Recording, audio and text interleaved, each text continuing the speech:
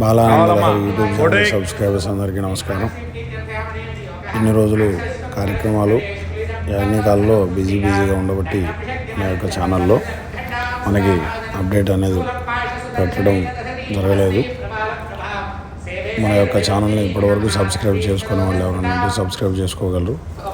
అదేవిధంగా ఈరోజు మన యొక్క ఛానల్లో అద్భుతంగా నవచండీ అమ్మవారి యొక్క గురించి నవచండీ యాగాన్ని మనం మేము నిర్వర్తించడం జరిగింది.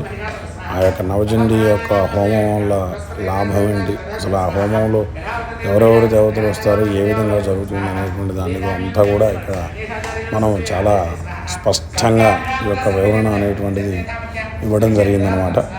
అందరూ కూడా దయచేసి ఈ యొక్క వీడియోని స్కిప్ చేయకుండా ఆ యొక్క చండీ పరమేశ్వరి అమ్మవారి యొక్క అనుగ్రహాన్ని పొందగలరు. అదేవిధంగా ఈ యొక్క వీడియోలో మనకి చివరిలో చండీ అమ్మవారి ఫోటోలు పెట్టడం జరిగింది. మనకి చండీ అమ్మవారు సాక్షాత్తుగా హోమం నుంచి వెళ్ళి ఆ అమ్మవారి దగ్గర కూర్చోవడం జరిగిందనమాట. అద్భుతమైనటువంటి ఆ యొక్క వీడియో అంతా కూడా మనకి ఒక దీంట్లో పెట్టడం జరిగింది మన యొక్క ఛానల్లో. అందరూ కూడా ఈ యొక్క చండీ హోమాన్ని చివరి వరకు కూడా వీక్షించి ఆ యొక్క చండీ పరమేశ్వరి అమ్మవారి యొక్క అనుగ్రహాన్ని పొందగలరు. నవచండీ యాగ కార్యక్రమం అత్యద్భుతంగా జరిగినటువంటి కార్యక్రమం. ఆ చండీ అమ్మవార్లని మనం ఏ విధంగా పూజించాలి, ఈ యొక్క చండీలో ఎవరెవరు దేవతలు ఉంటారు, వారందరి గురించి కూడా చాలా సంక్షిప్తంగా వివరం చెప్పడం జరిగింది. భక్త మహాశయులందరూ కూడా ఆ యొక్క చండీ అమ్మవారి దర్శనం చేసుకొని అమ్మవారి యొక్క సంపూర్ణమైనటువంటి అనుగ్రహాన్ని పొందగలరు. ఈ యొక్క మన యొక్క ఛానల్ను మీరు మరియు మీతో పాటుగా మీ ఫ్రెండ్స్ అందరిని కూడా ఈ యొక్క ఛానల్ని సబ్స్క్రైబ్ చేసుకోమని ఆ యొక్క అమ్మవారి యొక్క అనుగ్రహాన్ని పొందగలరు. సర్వే జనా సుఖినో భవంతు.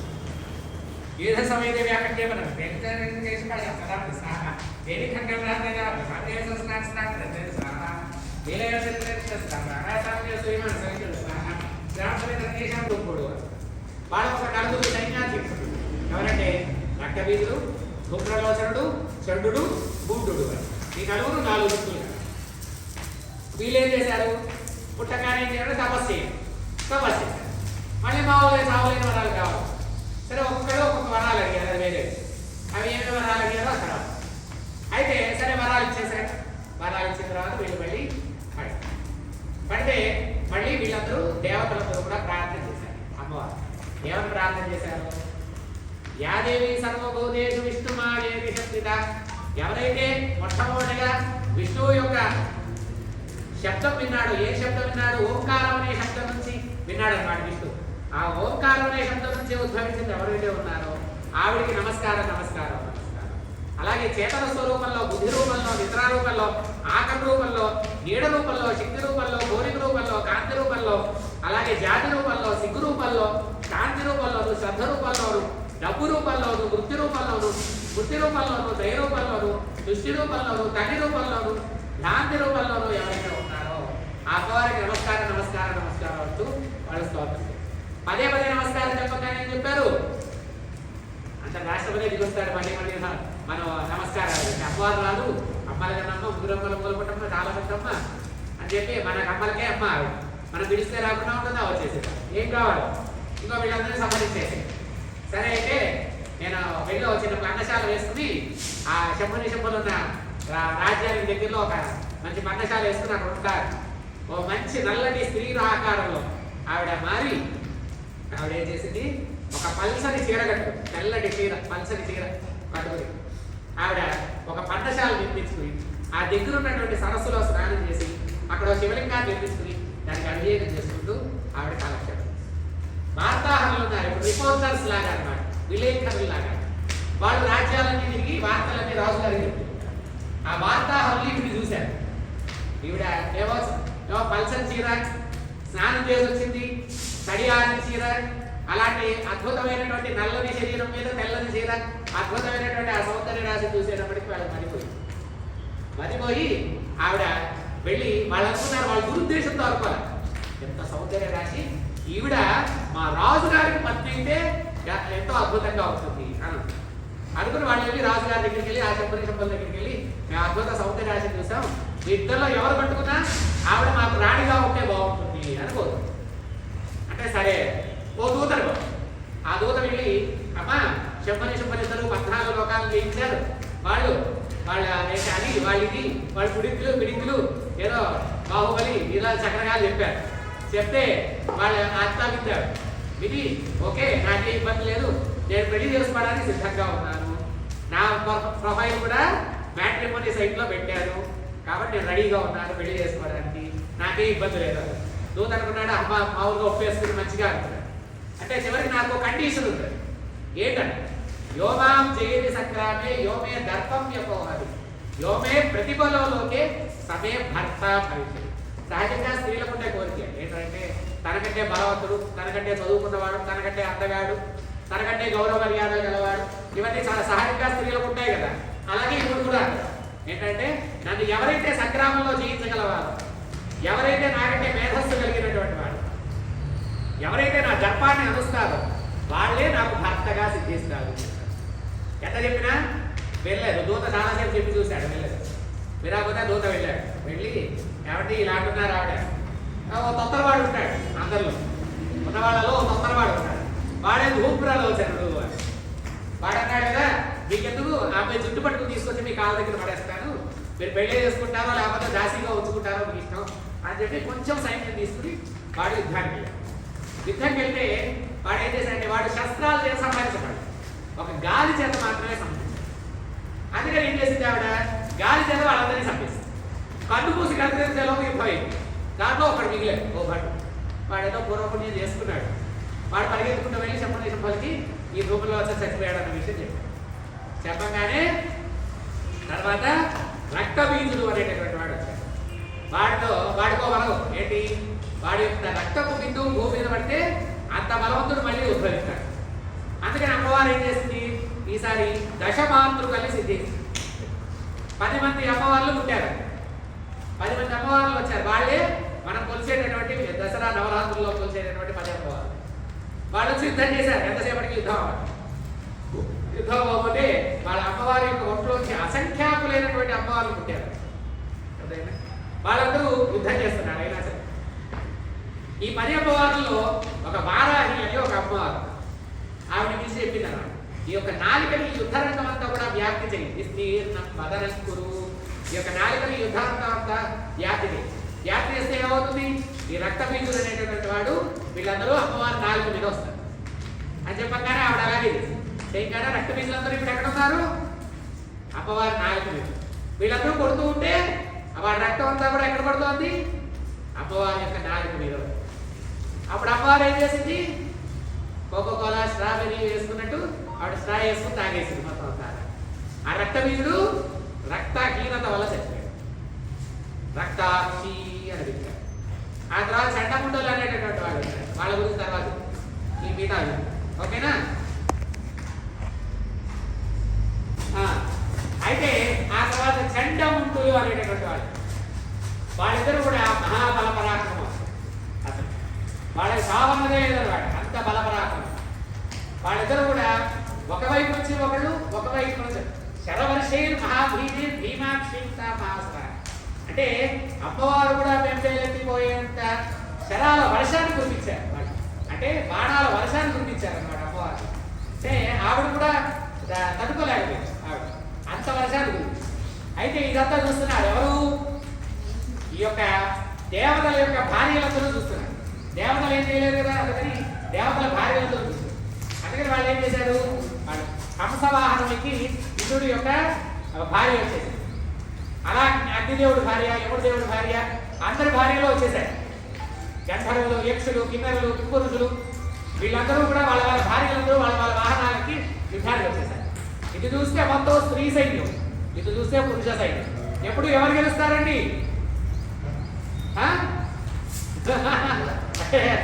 ఇద్దరు గెలుస్తారు ఎప్పుడైనా, ఎప్పుడైనా సరే సమంగా గెలుస్తారు బాబు.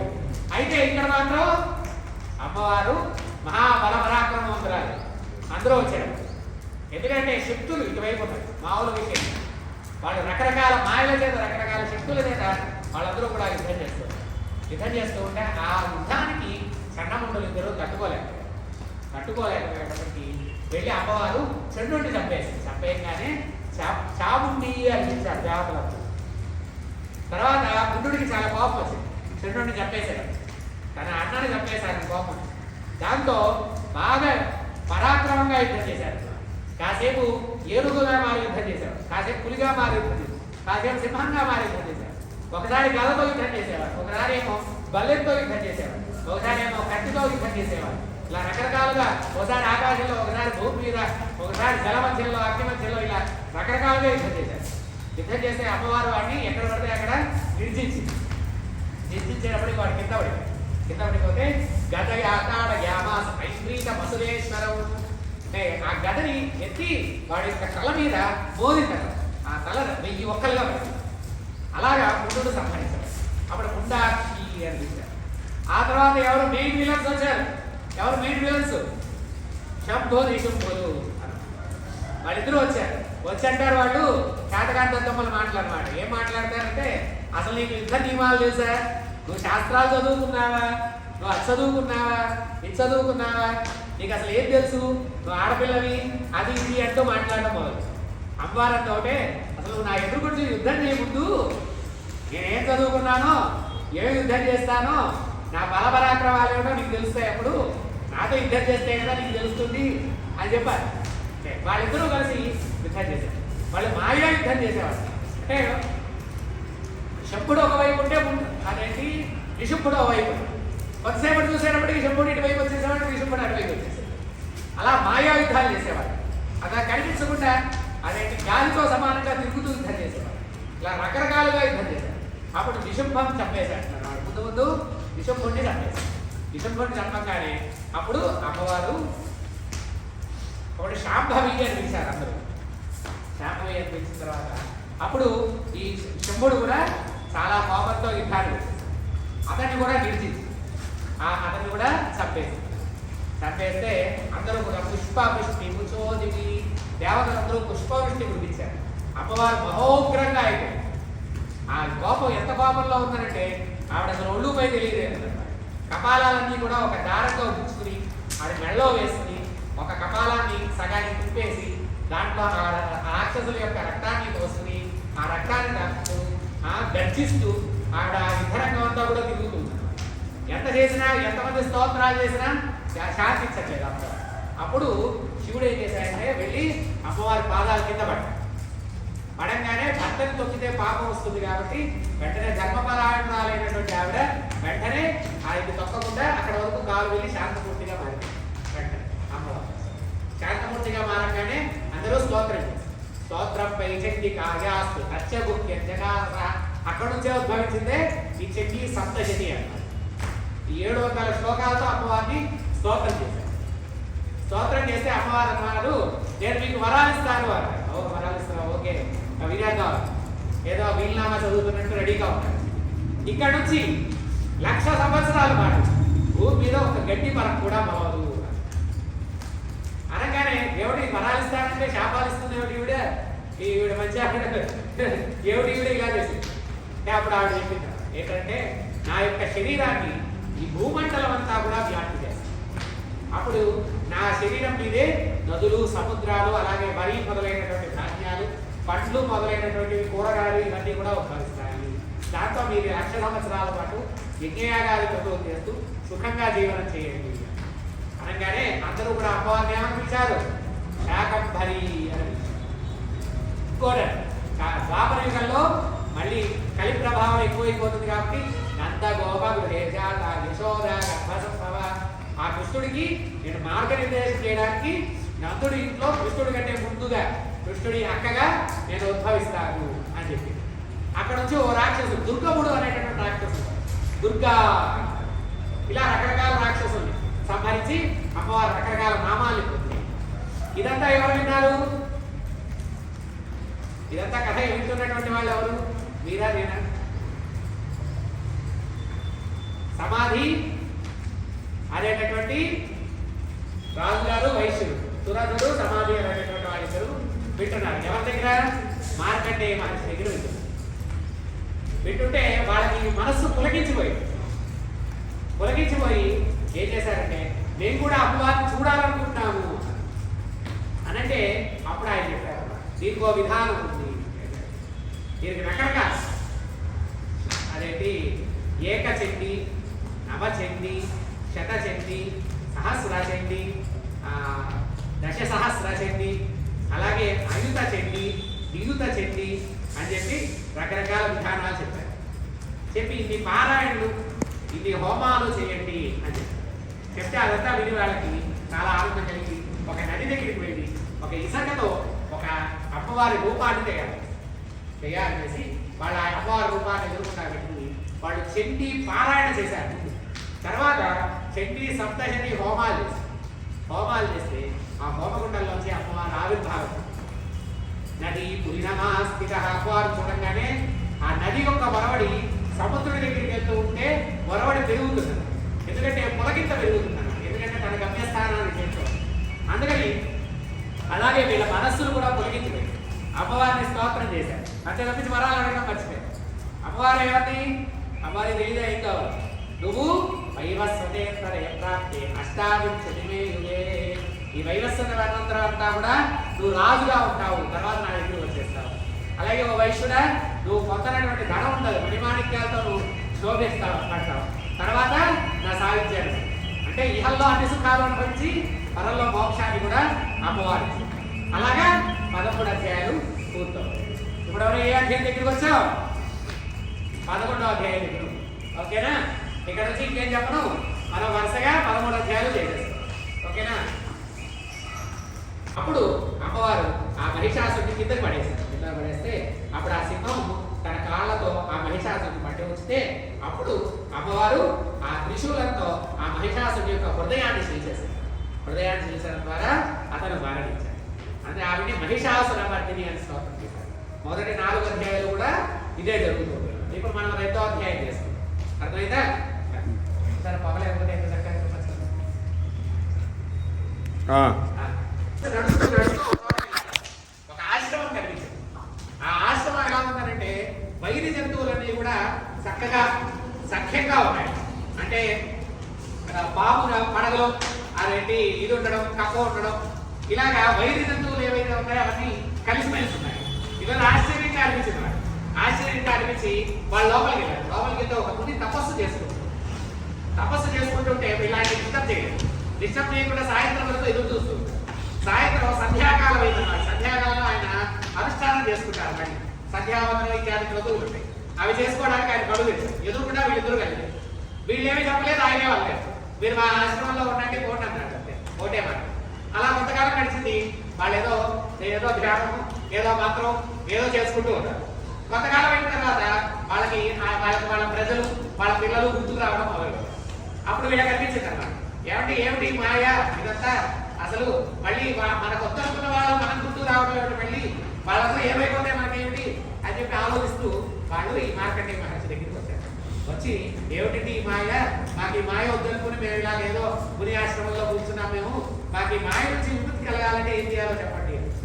నాయన, దీన్నే మహామాయ అంటారు. ఈ మాయను సృష్టించేదో ఒక ఆవిడ ఉంది, అదే ఆవిడే ఆ మాయను విడగొడుతుంది. ఆవిడెవరు అన్నాడు.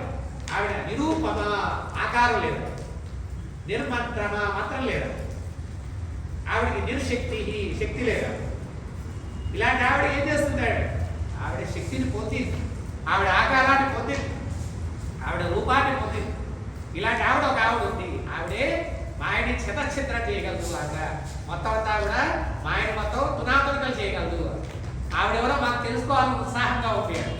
మహామాయేతియా భవాన్ అనంటే అదేంటి, కృతయుగంలో ఒక కశ్యప ప్రజాపతి అనేటటువంటి ఒక ఆయన తపస్సు చేసుకుంటూ ఉంటే వాళ్ళ ఆవిడ వచ్చి నాకు సంతానం కావాలని అంటే ఆయన అన్నాడు, ఇది అసుర సంధ్యా సమయం, ఈ సమయంలో నీకు సంతానం ఇవ్వడం కుదరదు అని. లేదు నాకు సంతానం కావాల్సిందే అని కోరుకుంటారు అని అడిగితే, సరే తథాస్తు అని చెప్పి ఆయన సంతానిస్తే అది ఒక రాక్షసుడు ఉద్భవించాడు. అతనే మహిషాసురుడు. వాడు అతనేమో సగవాకారమేమో దున్నపోత ఆకారంలో, సగవాకారమేమో మనిషి శరీరంలో. పుట్టంగానే ఏం చేయను అని అడిగాడు. అంటే తపస్సు చేయాలంటే సరే తపస్సు చేయడం మొదలు. తపస్సు చేస్తే బ్రహ్మగారి ప్రత్యక్షం ఏం కావాలన్నాడు.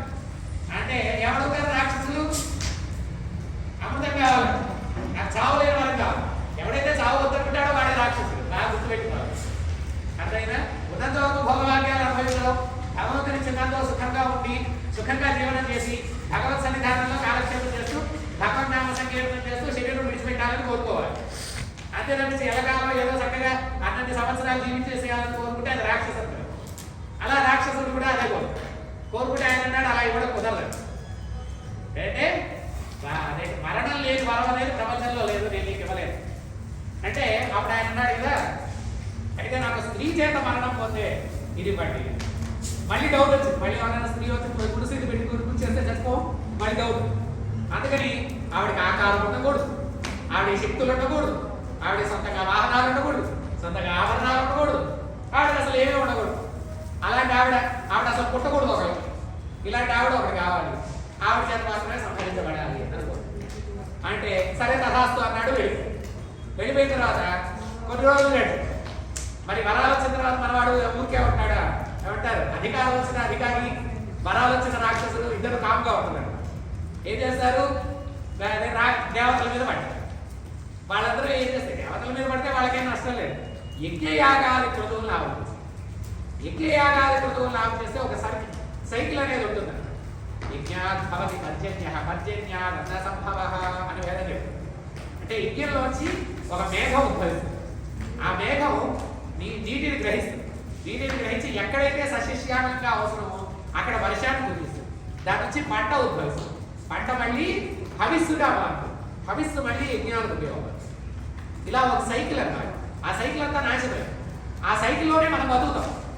ఎప్పుడైతే ఆ సైకిల్ నాశనమైపోతుందో ప్రజల యొక్క జీవనం అంతా కూడా స్తంభించిపోతుంది.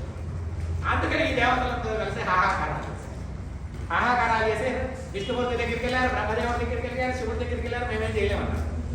అంటే ఇదంతా చూస్తున్నారు ఎవరు? మహాకాళి, మహాలక్ష్మి, మహాసరస్వతి. వీళ్ళ ముగ్గురు ఏం చేశారంటే మేము వల్ల కాదు కానీ మేము చూసుకుంటామని చెప్పి వాళ్ళ దగ్గర 3 రకాలైనటువంటి రంగులు ఉన్నాయి. సత్వ, రజస్, తమో. ఈ 3 రకాల రంగుల్ని ఆకాశం వైపు ప్రయాణం చేశారు. అక్కడ ఓంకారం నిలిచిపడి ఉంటారు. ఆ ఓంకారంలోకి ఈ రంగులన్నీ వెళ్ళగానే ఒక రంగు ముఖం గాను, ఒక రంగు శరీరం గాను, ఒక రంగు కాళ్ళు చేతులు గాను మారిపోయాయి. అనగానే అప్పుడు సముద్రుడు చీరగా మారాడు, ఆకాశం చర్మంగా ఉంది. అలాగే సముద్రుడు అదే ఇవన్నీ సర్పాలన్నీ కూడా మణిమాణిక్యాలు అదేంటి ఆభరణాలు. దేవతలందరూ కూడా రకరకాలైనటువంటి ఆభరణాలు, అది ఆయుధాలు ఇచ్చారు. ఇది ఒక సింహం వాహనంగా వచ్చి కూర్చున్నారు. ఇవన్నీ చూస్తే ఒక 108 చేతులతో 108 ముఖాలతో రౌద్ర ఆకారంలో సింహవాహిని అమ్మవారలాగా ఆకాశంలో ప్రత్యక్షమై ఉంటే అందరూ కూడా జరుచుకున్నారు. అందరూ కూడా స్తోత్రం చేశారు. మొట్టమొదటి స్తోత్రం అదే అనమాట. దాన్ని దుర్గా సూక్తం అంటారు. ఆ దుర్గా సూక్తం దేవతలందరూ కూడా పఠించారు వేదంలో. అందరూ కూడా పఠించగానే అమ్మవారు అడిగారు ఏం చేయబెట్టారు. మహిషాసురుడు అనేటటువంటి రాక్షసుని సంహరించు అని అనగానే వెంటనే ఆవిడ ఒక్కటి యుద్ధానికి ఎవరు రాక్షస దేవతా సైన్యం ఎవరు రాల. రాక్షస సైన్యం 1 లక్షల్లో ఈవిడ ఒక్కతే. కొన్ని రోజుల పాటు యుద్ధం లేదు. ఆ యుద్ధంలో చివరి సైన్యం అంతా కూడా చనిపోయింది. ఇంకా మహిషాసురుడు అప్పుడు ఉంటాడు. వాటితో ఘోరమైనటువంటి యుద్ధం చేసి ఎంత యుద్ధం చేస్తే ఒక సమయంలో మహిషాసురుడు 2 పిడికిలు కలిపి ఆవిడ గుద్దితే ఆవిడ 4 అడుగులు వెనక్కి వేసింది.